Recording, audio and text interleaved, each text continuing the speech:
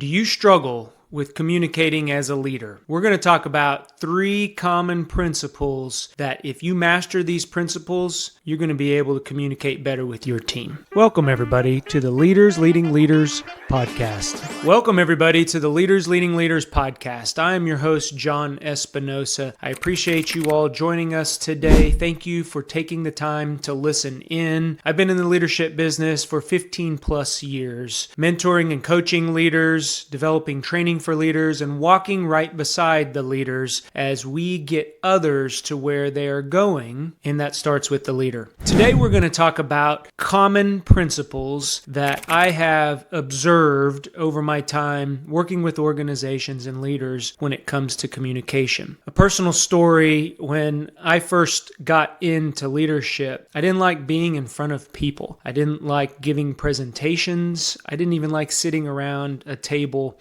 and giving briefings. And I hid from that, and it limited my possibilities, my growth. Others didn't really see me. I was always behind the scenes, putting in all the information, compiling the report, developing the presentation. But then I'd hand it off to somebody else, and they would go present the information. And it's not that they took credit for the information that I put together, but other leaders around the table saw them presenting the information, and they assumed that they also put together that presentation. So remember that. You may not be the one who likes the spotlight. You may not be the one who likes to say, here I am, this is what I did. And I was with you. I was in your shoes. But what I learned is if you want to progress, if you want to grow, if you want others to see you for your full potential, which I know you do, you have to get uncomfortable doing those types of things. Communication is at the core, the foundation of everything that we do as leaders. So when and if you are thinking about getting into leadership, practice today. Today is your day one. Start today, challenge yourself to figure out one area where you can improve in communication, and we're going to talk about 3 principles where you can start. So let's talk about principle number 1. Communication is about connection. As leaders, we need to be relatable. Now, what does that mean? Because you've heard me say that a lot when I talk about relatability. It means that they need to see your team, your peers, your senior manager needs to see a piece of their interest in you. They need to be able to relate to you. Whenever you are meeting somebody for the very first time, what's one of the things that you relate? Is it you have a common,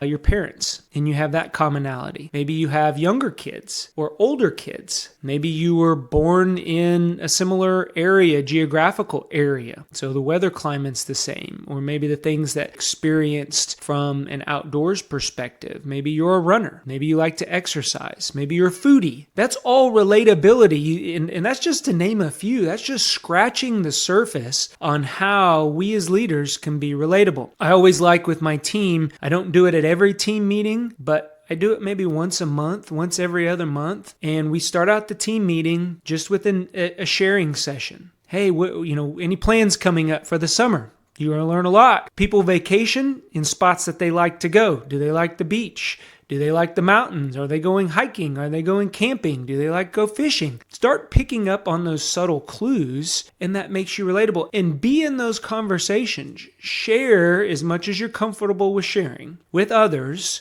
so that way they see that connection. It's very similar to the people that you follow online. The people that you listen to or that you follow, I am sure that you have some connection with them. They're relatable. They're authentic. Don't fake it. You can't fake a connection. You can do it for a very short amount of time, but long term, it's not going to work. So be your authentic self. Create that connection through being relatable, sharing stories. Again, as comfortable as you are with allowing others to see you for who you are. That's not saying you got to stop being a manager, or you got to cross a line. You got to do something that's going to go against your values or the culture or the values of the organization. But it's as simple as, hey, I was born in North Dakota, and that's personal to me. Not a lot of people here in Oklahoma, were born in North Dakota, so I may have that connection. And I've connected to more than people than I can count on my two hands just with that simple fact about me. So be relatable, establish that connection. That's principle number 1. We have to establish right when you get your foot in the door. For those new leaders out there, especially those new leaders, go through maybe just a team meeting where you get to know, or schedule a one-on-one where it's nothing about processes, it's nothing about systems, it's nothing about business. It's just about you two creating a connection.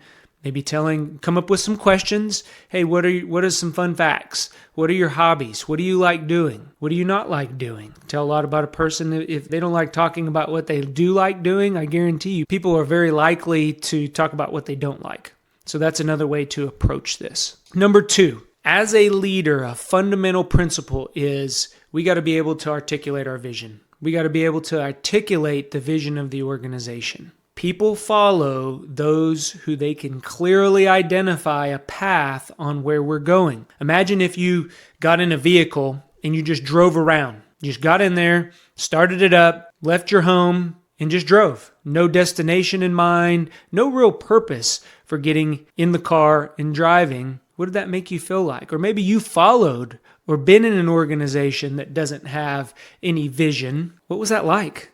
Was it frustrating? Probably. Were you unmotivated? Probably. Did you know the daily work, how it tied into the overall vision, where you were going, the goals of the organization, the strategic priorities of the organization? And I'm not saying it has to be some big vision, some huge vision. It could be a small vision of being able to afford a vacation for your family. It could be maybe paying off your daughter or your son's college tuition or helping them with their college tuition. That's a vision. That takes skill. It takes milestones. It takes planning, right? To get to that vision, to get to that North Star of where you're going. It doesn't have to be this big thing where this big aha idea, like putting somebody on the moon, right? It can be small with your vision, but as a leader, you have to be able to articulate that. You have to. One of the important pieces, along with making sure that others understand your vision,